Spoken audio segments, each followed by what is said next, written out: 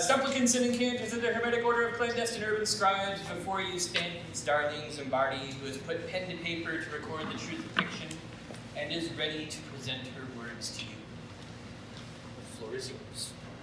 Hi, good evening, everyone. Thanks for coming out tonight. I'm going to read you something from my memoir, If Only George Clooney Were My Doctor. So I'd like to invite you to take a journey with my character in the intensive cardiac care unit. Let's begin. Day 7, ICCU. Patient number 19354, 26-year-old female. Diagnosis, systemic lupus erythematosus. Admitted with multiple organ failure. Heart transplant discussed. Catholic, but requested a rabbi. Hey, that patient is me, Gabriella Leonetti. Notice the double C's in ICCU, short for Intensive Cardiac Care Unit, or, oh fuck, what the hell is going on with you unit? There's a camera focused on me all the time. Damn, don't feel like putting on lipstick. No one has brushed my hair. I must look like hell. Day 26, invocation. Every night my father comes in and blesses me with holy water. I wonder what he's trying to exalt or exercise. The holy water gives me the creeps. It reminds me of the crazy religious mom in the movie Carrie. I keep waiting for Big Blood to come crashing down on me in the middle of the night. It's not fair. At least Sissy Spacek had telekinetic powers. I have nothing. The ritual begins with my father taking the lid off the airplane-sized Canadian Club liquor bottle.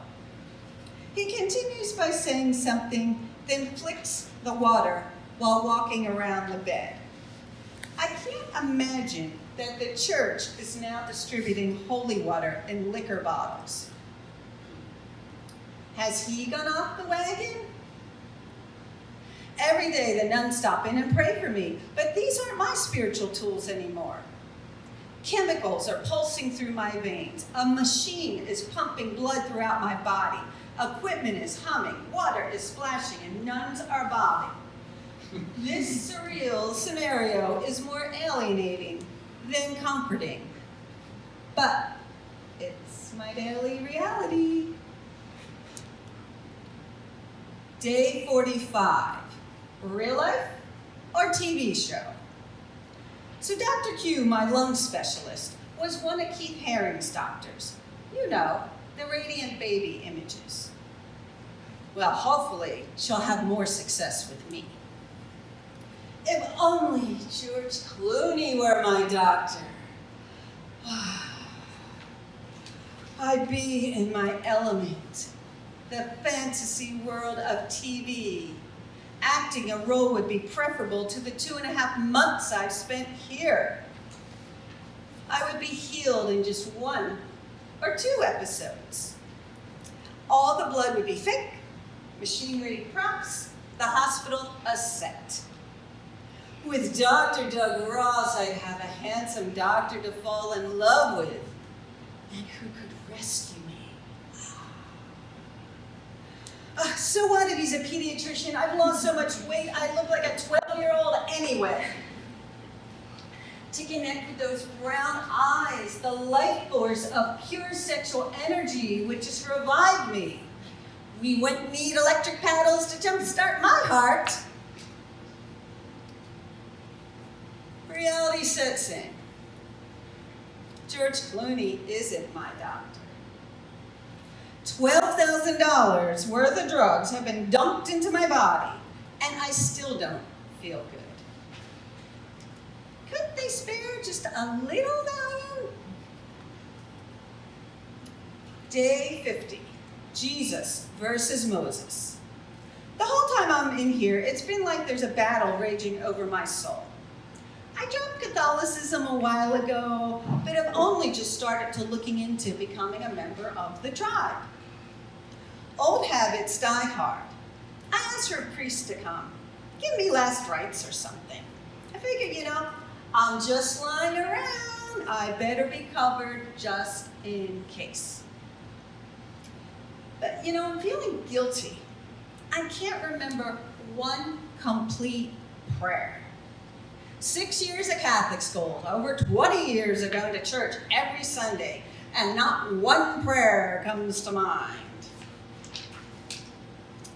The priest arrives, I attempt confession, but it won't work. He can't hear me. I have my trick. Can't speak. If I write the transgressions, it won't be confidential. I don't remember exactly what we did, but I assume I was forgiven for whatever he thought I might have done. I don't suppose she's killed anyone. Maybe just a little premarital sex. That can be forgiven. So confession's over. He asked me if I want to receive communion. I'm going with the flow and figured, it can't hurt. I can always call the rabbi later to cover all my bases. He does the blessing, pulls out a small circular gold container. Christ to go? Or maybe take out communion. As he's preparing the host, I keep wondering about the wine. I haven't been able to drink in months. Maybe I'm hoping to get buzzed on one little sip. I just remember being extremely disappointed that there's no wine and debating whether I should take the sacrament dry. Next thing, he's come. I'm feeling horrible that I refused to take the Eucharist into my mouth. I'm ready to finally give up that magic show. In Judaism, I would just have to have picked out a new Hebrew name. Now we'd fool the evil spirits and death would pass by my door, moving on to someone else. Day 55. Will she pull through? A doctor who I've never seen before arrives. It's summertime. Doctors take vacations even if their patients are dying. He has the most beautiful dark hair and lovely skin color. My guess he's from India. He's not Dr. Doug Ross, but I wouldn't kick him out of bed either. This doctor at least has some manners. Observing that I can't speak, he makes eye contact. Many specialists wouldn't do that. They come in, they look at the monitors, they just ignore me and leave. I'd attempt to grab their sleeve. The doctor would see me with paper and pen, but choose to walk out. It got so bad I learned to keep something hard on my table so I could throw it at them and get my needs met. Back to the nice, considerate doctor. Thank God he isn't starring in a medical drama. His acting sucks. I can't tell who's scared her, if there is even such a word. Hi, Ms. Leonetti. I'm sure that you're aware that you have a balloon pump that's been supporting your heart. It's been in there long enough. Tonight, we're removing it. Do you have any questions? He pauses so I can write. Talking through the trach is discouraged because it could damage your vocal cords. I break the rules, blurting out, the other doctors told me that when it comes out, that my heart might just stop right now. He looks like he's gonna puke. It's true. We can't keep it in any longer. We're in this together. Are you ready? Is anyone ready to die at any particular moment? The aortic pump entered through my thigh, up my femoral artery, then to my heart. It comes out in reverse order. My heart's beating so fast, Rockpile's song pops into my mind. Heart, why are you beating like a hammer? Heart, why are you beating like a drum? My Dr. Doug Ross stand-in is looking grim. I could tell he's holding his breath. I'm hoping he isn't going to faint and ruin my chances of survival. Finally, the tube's out and he exhales. I look at the clock. 1 minute. I'm still alive.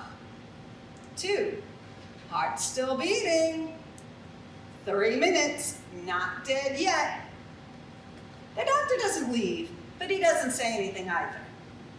I'm trying to guess, how long will it be until it's okay that my heart won't honk out? He reaches to hold my hand. Is he praying? Another 2 minutes goes by. Then he lets go of my hand and walks out with the tubing. I wonder how I'd rate him compared to Dr. Doug Ross. Cute, competent, kind. Not a talker, but he is real. I'll give him an 8.5 out of 10. Problem was, I never saw that doctor